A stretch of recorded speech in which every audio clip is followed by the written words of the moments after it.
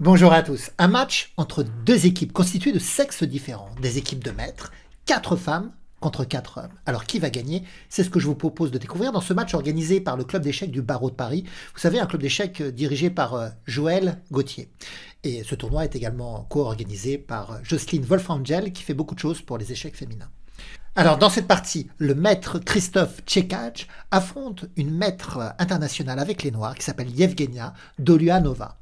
Alors, elle a les Noirs et on va tourner l'échiquier parce que d'abord, je vais vous présenter les victoires des femmes, puis la revanche des hommes. Alors, on y va. Les Blancs commencent par B4. Qu'est-ce que c'est que ce coup? L'ouverture orang-outan. Alors, c'est toujours amusant d'entendre parler d'une ouverture avec un nom comme ça, l'ouverture orang-outan, c'est parce que son inventeur, tout simplement, au début du XXe siècle. Il avait pensé à ce coup en discutant avec un autre maître d'échecs en visitant un zoo, le zoo de New York, et devant une cage d'orang-outan. Et c'est comme ça qu'est venue l'idée de B4. Vous savez, il y a également B3 qui existe, l'ouverture Larsen, du nom du joueur Bent Larsen qui jouait ce coup B3. Alors, les idées de B3 et de B4, c'est à chaque fois de libérer la case B2 pour que le fou puisse être placé sur la plus grande diagonale de l'échiquier. Mais B4 est un peu plus agressif parce que le pion B peut se mêler au combat, notamment en jouant B5 pour déstabiliser la venue éventuelle d'un cavalier noir en C6. Donc B4 est joué. Alors, la joueuse ukrainienne répond par E5, c'est le coup à la réponse habituelle, parce que le pion vient au centre et libère le fou qui attaque le pion B4. Et les blancs font un chantage, ils contre-attaquent sur le pion central. Ils veulent bien échanger, troquer leur pion B contre le pion du centre. Ici, la joueuse ukrainienne joue D6. Alors, on pourrait se dire pourquoi pas cavalier C6, et bien là, ça montrerait toute la dangerosité de cette ouverture orang-outan avec la présence de ce pion en B4.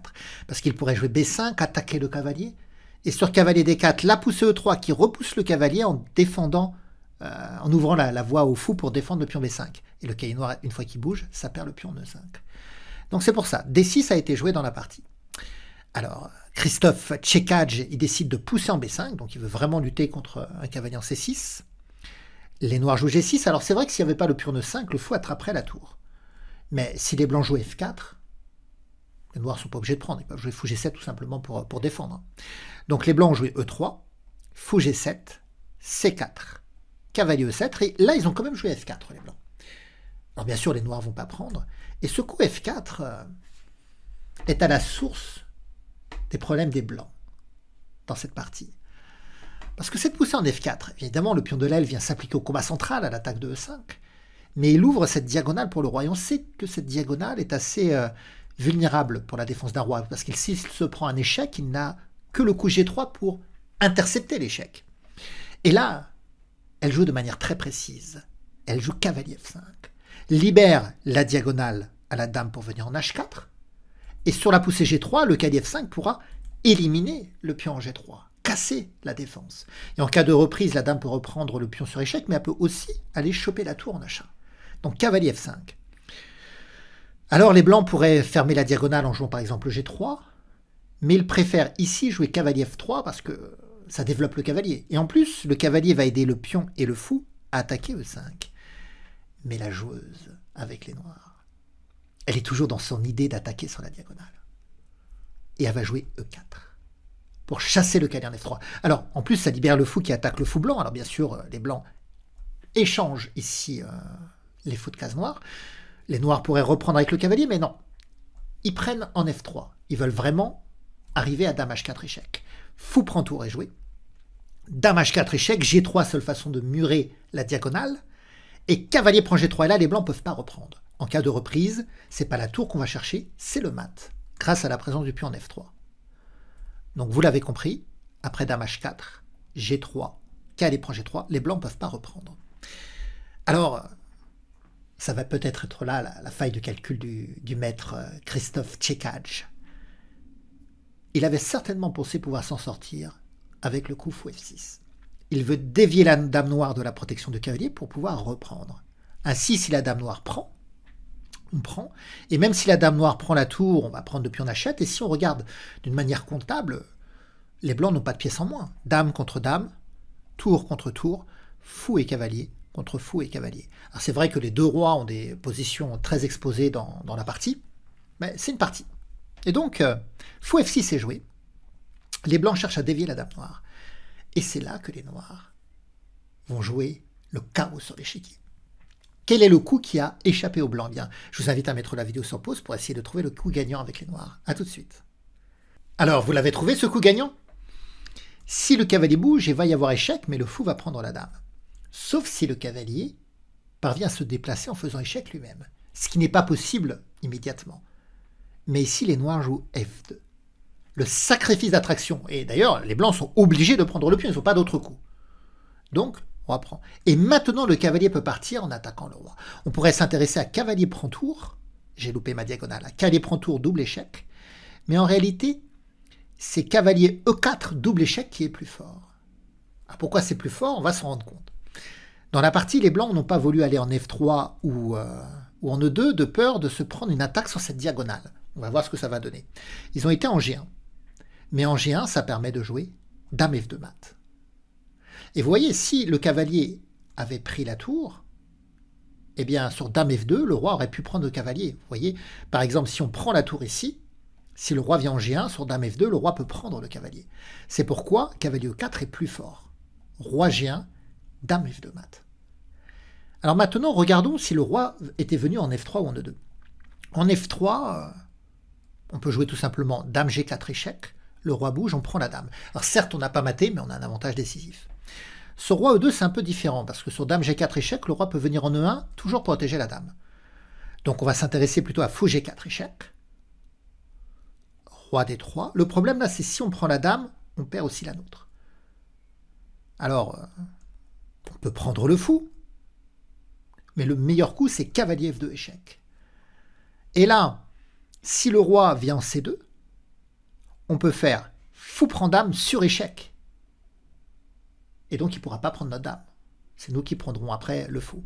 Et si le roi vient en D4 ou en C3, eh bien là, j'ai raté un peu mes flèches, eh bien là, on prend le fou sur échec et après la dame tombe. Donc quoi qu'il arrive, il va perdre sa dame avec un roi en balade, donc il n'y a aucune chance de sauvetage. Alors une nouvelle victoire d'une féminine, Injak Théodora, qui affronte non pas un maître cette fois-ci, mais un grand maître, Jonathan Dourerassou. Alors elle a les noirs aussi, on va regarder cette partie avec les noirs. E4, E5, cavalier F3, attaque de pion central, cavalier C6, on défend, fou B5, l'espagnol on connaît A6, le fou recule en A4, D6, C3 pour préparer la poussée D5, fou D7 on se décloue, D4 arrive, je disais la poussée D5, c'est la poussée D4 bien sûr, G6, fou G5 attaque la dame, F6 repousse le fou H4, fou G7, petit roc. On pourrait s'attendre à cavalier E7, mais le cavalier décide plutôt d'aller en H6. Prise en E5, on ne peut pas reprendre du pion parce qu'on ne veut pas perdre la dame, donc on a repris de l'autre pion. Fou B3, le fou vient contrôler la cage G8, empêche le petit roc des noirs, et c'est là que la partie va s'animer, en fait, s'envenimer. Eh bien, Théodora, elle joue dame E7. Elle prépare donc le grand roc. Alors, cavalier BD2, grand roc. Et lorsqu'il y a des rocs opposés avec la présence de dames, avec la présence de nombreuses pièces, c'est des parties très tranchantes. Parce que du coup, comme le roi noir a fait grand roc, les pions H, G, F n'ont pas de vocation défensive, ne doivent pas défendre le roi. Donc ils vont pouvoir partir à l'attaque, G5, F5, F4, G4, repousser les pièces blanches et après jouer G3, détruire l'abri du roi blanc. Et les blancs peuvent faire pareil, utiliser leurs pions pour essayer de les envoyer à l'attaque de l'abri du roi noir. Donc ça va être un jeu très tranchant. Cavalier C4 a été joué. Alors peut-être que le cavalier cherche à venir en E3 et en D5 après pour utiliser cette case centrale intéressante. G5 repousse le fou G3. F5, comme on a F4 d'écraser le fou. Donc pion prend. Et là, on pourrait s'attendre à fou prend pour libérer la tour qui attaque la dame. Dans ce cas-là, la dame pourrait lancer un contre-attaque d'ailleurs sur le pion G5 pour éviter le vis-à-vis tour dame. Mais elle a été plus précise. Elle a préféré reprendre du cavalier. Et ça va mieux nourrir l'attaque contre le roi blanc. Parce que on libère le pion H. Déjà, le cavalier n'était pas très bien placé. Donc là, ça libère le pion H qui peut aller en H4, vous voyez, H5, H4.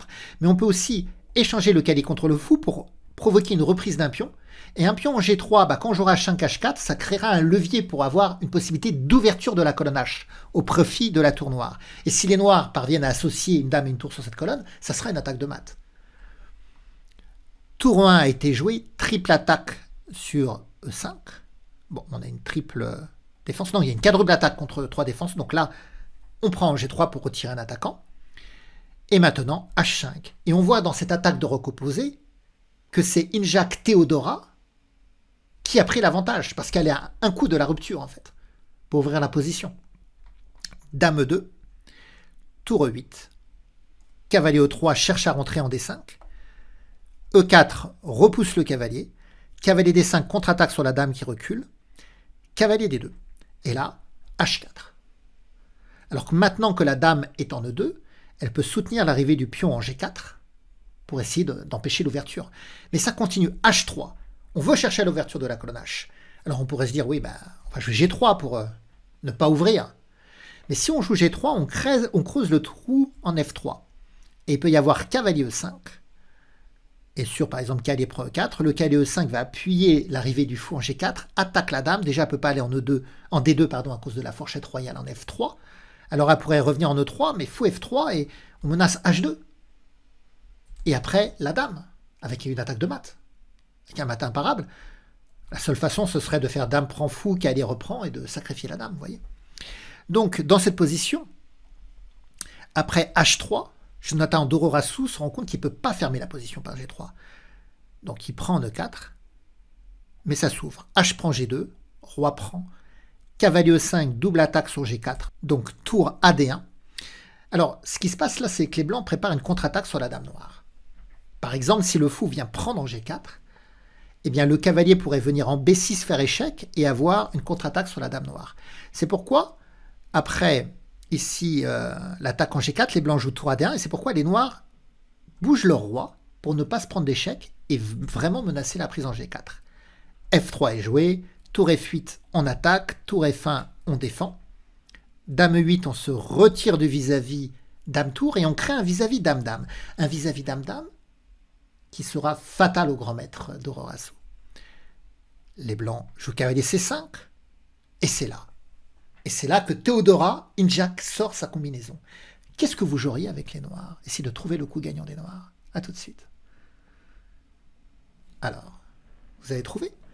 Regardez ce vis-à-vis dame-dame. On rêve que le cavalier soit pas là pour prendre la dame blanche. Mais si le cavalier bouge, les blancs ont le temps d'échanger les dames ou de sauver leur dame. Sauf si le cavalier bouge sur échec. D'où l'idée de jouer tour H2. Magnifique. Le roi est obligé de prendre, sinon de toute façon on va prendre la dame. Et c'est un sacrifice d'attraction. On attire le roi sur une case où le cavalier va pouvoir partir sur échec. Cavalier prend G4 échec et on va gagner la dame. Ici, il fallait absolument venir en G3 avec les blancs. Mais ils ont été en G1.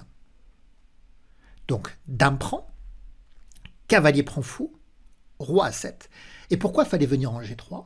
C'est que là, le cavalier aurait pu prendre la tour si le roi était venu en G3. Mais là, c'est pas possible. Si le cavalier prend la tour, dame H de mat. Alors que si le roi était en G3, il aurait pu prendre le cavalier ensuite en G4. Donc du coup, Jonathan Dororassou ne peut pas prendre la tour, il est obligé de prendre le cavalier.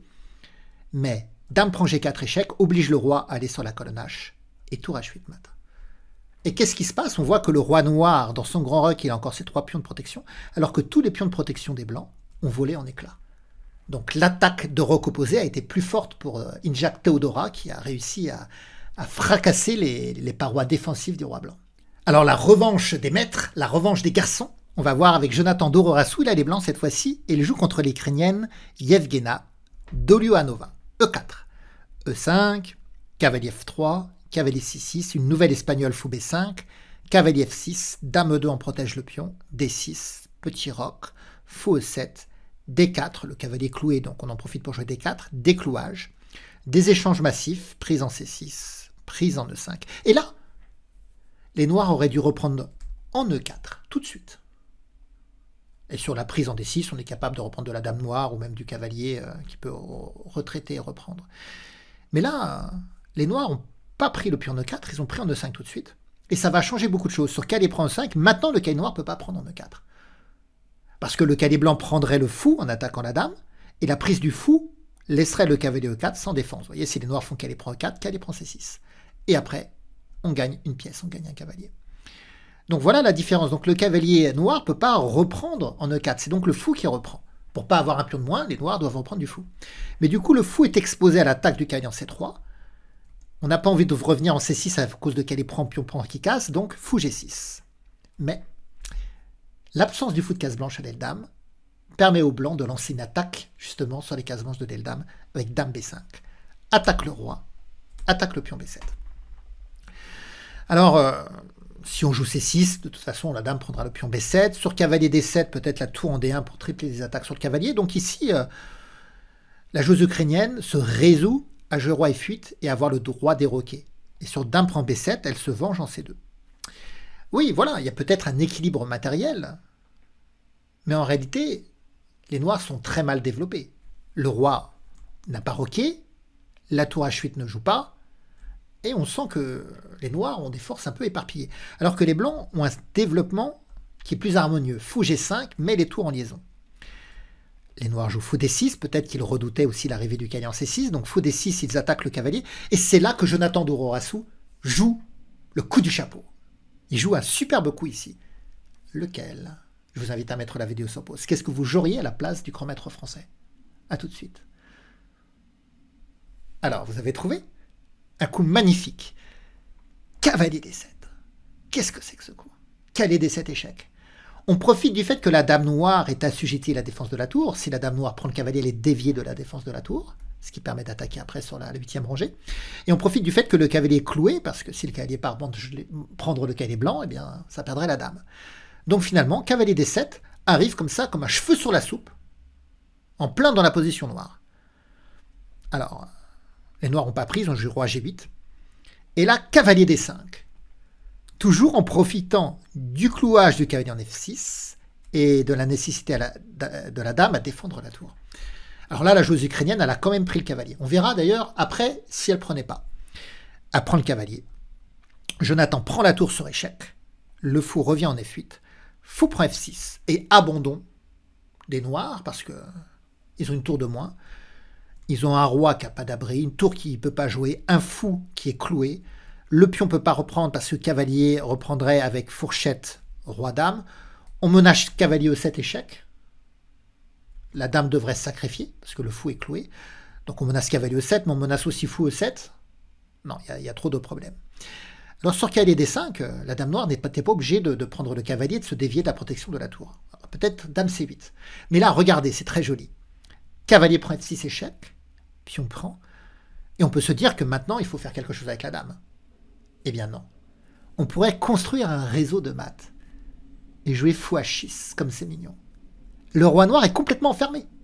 Les pions ne peuvent pas bouger, la tour ne peut pas bouger. On construit le réseau de maths. Tisser un réseau de maths. Construire un réseau de maths, c'est quand on s'aperçoit que les échecs directs ne marchent pas. Donc on est en train de confiner le roi adverse, on le prive de toutes ses cases avant d'attaquer. Et sur dame prend dame, on a donc cavalier prend F6 mat. Et on ne peut pas défendre. Hein. Sur fou E7, cavalier prend mat. Sur fou E5, cavalier E7 mat. Et si la dame revient défendre F6 et E7, on fait dame prend tour. Toujours pareil, la dame ne peut pas prendre à cause de cavalier prend F6 mat. Ça serait une conclusion mignonne. Maintenant, la revanche de Christophe Tchekaj. Qu'est-ce qu'il va jouer? Il a les blancs. Il joue E4, il joue contre Theodora Njak. E5, cavalier F3 en attaque, cavalier C6, fou B5. Il y a eu beaucoup d'Espagnols dans ce match fille-garçon. A6, mais là, c'est une Espagnole variante d'échange, à la Bobby Fischer. On sait que si on prend le pion en E5, il y a le coup dame D4 qui contre-attaque sur le cavalier et sur le pion. Donc les blancs préfèrent roquer. La dame vient défendre. La poussée D4, prise pour l'instant, c'est classique. Dame reprend. Échange des dames. Fou D7 prépare le grand roc. Cavalier B3. A5. A4 stabilise. B6. Fou E3. Cavalier F6, on attaque F3, on se solidifie sur case blanche parce qu'on n'a pas le fou de case blanche, l'adversaire là. Donc on construit des chaînes de pions solides sur case blanche. Fou E7. Cavalier D2. Le grand roc comme attendu. Cavalier C4. Roi B7. Tour D1. Fou E6. Et c'est là que Christophe Tchekaj va enflammer la partie, va totalement déséquilibrer la position. Quel coup casse complètement la nature de la position? Bien, je vous invite à mettre la vidéo sur pause. À tout de suite. Alors, vous avez trouvé? Qu'est-ce qu'il a fait? Il a fait cavalier prend A5. Ça va troquer le cavalier contre 3 pions. Cavalier prend A5 échec. Pion prend. Cavalier prend A5 échec. On attaque le roi et le pion. Et comme le fou contrôle les cases noires, le roi est obligé de s'écarter. Cavalier prend C6. Alors, on a un échange des tours. Tour prend, tour prend. Et là, le fou est attaqué, tour E8 a été joué, et B4. Et donc, pour le fou, on a un fou de case blanche en moins, mais on a les pions A4, B4 et E4 en plus. Et vous savez, ça c'est toujours très délicat à jouer. Moi j'ai joué quelques parties où je me suis pris un sacrifice de pièces légères contre plusieurs pions, et c'est très très difficile à défendre. Parce que les noirs ils ont la pièce en plus, mais ils n'ont pas de plan d'évolution. Les blancs ils ont un plan d'évolution avec les pions en fait. Donc ils vont prendre de l'espace, confiner les pièces noires, et puis les noirs peuvent vouloir parfois rendre la pièce, mais si les noirs veulent rendre la pièce, il faut parvenir à la rendre contre 3 pions, pas contre 2 pions, vous voyez. Donc c'est un peu compliqué. Donc, roi B7 a été joué, pion B5, cavalier D7, pion A5, fou C5, donc on a un échange, fou prend, cavalier D8 échec, roi C8, A6, cavalier A4 pour être capable de revenir en B6, contrôler la case A8, cavalier prend, tour prend, C4, et là la faute des noirs. La faute des noirs. Ils vont jouer tour D6. C'est la faute décisive. Pourtant, on pourrait comprendre que tour D6 soit intéressant avec le pion qui protège, et on cherche à échanger la tour blanche.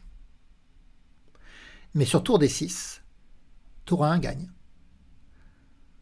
Parce que le cavalier ne peut plus revenir en B6 comme prévu, à cause de la poussée C5 qui fait la fourchette, et qui laisserait les blancs avec des pions en plus dans la finale. Donc on attaque le cavalier, la tour va soutenir l'avance du pion, et si le cavalier vient en B6, il y a la C5, la fourchette. Donc ça repère le matériel pour les noirs. Alors, donc je vous ai montré 2 victoires des femmes, 2 victoires des garçons. Le score, il y a eu beaucoup de parties en fait, parce qu'il y a eu énormément de parties, il y a eu 12 ou 13 rondes de jouer, donc énormément de parties, je ne peux pas toutes vous les montrer. Mais les garçons ont gagné de justesse, c'est un score très serré. Et Marco Materia, le jeune Marco Materia, le jeune maître, a été assez décisif. Et je vais vous montrer deux parties, non pas des parties, des positions assez amusantes parce qu'elles ressemblent, et des positions qu'il a fait coup sur coup. Je crois que c'était à la 8e et à la 9e ronde. Regardez, c'est très amusant. Alors on est dans cette position, Marco Materia les blancs, il joue contre Andrea Navrotescu. Et Andrea Navrotescu, elle voit l'attaque, évidemment, la double attaque sur son fou, donc elle vient défendre. Et là, le coup gagnant de Marco Materia, pas trop difficile, vous pouvez arriver à le trouver. Donc je vous invite à mettre la vidéo sur pause. À tout de suite. Alors, le coup gagnant, eh bien, ça va être le sacrifice de cavalier. De qualité, j'allais dire, de qualité. La tour se sacrifie contre le fou de case noire. Le roi ne peut pas prendre, évidemment. Et si la dame reprend, eh bien, on a fou de case noire contre fou de case blanche, mais le fou de case noire peut s'illustrer immédiatement avec le clouage mortel. Donc, il a sacrifié la qualité pour faire le clouage avec le fou, le clouage dame-roi. Et regardez ce qui se passe à la ronde d'après. Donc, dans cette partie, il est opposé à la joueuse ukrainienne, Yevgenia Dolyanova, qui joue cavalier H5. Donc, il amène sa tour en C6. La dame vient en D7. Il fait fou prend E4 en se disant que le pion, il ne peut pas reprendre, sinon ça perd le fou ici. Donc, les noirs ne reprennent pas. Ils jouent G5. Ils essayent de casser avec la tour, le pion, le cavalier. Ils essayent de casser l'abri du roi blanc. Et là, le coup gagnant de Materia, de Marco Materia, je vous invite à mettre la vidéo sur pause pour le trouver. A tout de suite. Alors, le coup final, il nous refait le même coup que précédemment. Dans la partie précédente, il a sacrifié la qualité pour faire l'enfilade dame-roi sur la diagonale noire. Et bien là, il sacrifie la qualité pour faire l'enfilade dame-roi, mais cette fois-ci sur la diagonale blanche. Donc il a gagné en fait tactiquement avec la même idée sur 2 parties qui se suivaient. C'est assez amusant, c'est assez rare quand même. Et bien voilà, j'espère que ce match des maîtres femmes contre les maîtres garçons vous aura intéressé. Il faut savoir que Joël Gauthier, donc, qui est le président du club d'échecs du barreau de Paris, a l'habitude de créer des événements échiquiers, des tournois maîtres notamment, et il fait beaucoup pour créer des événements échiquiers pour les femmes également, pour populariser le jeu féminin aux échecs. Voilà. Eh bien, je vous souhaite une bonne fin de journée. Vous pouvez me laisser des pouces, des commentaires, partager la vidéo. Allez, à plus tard!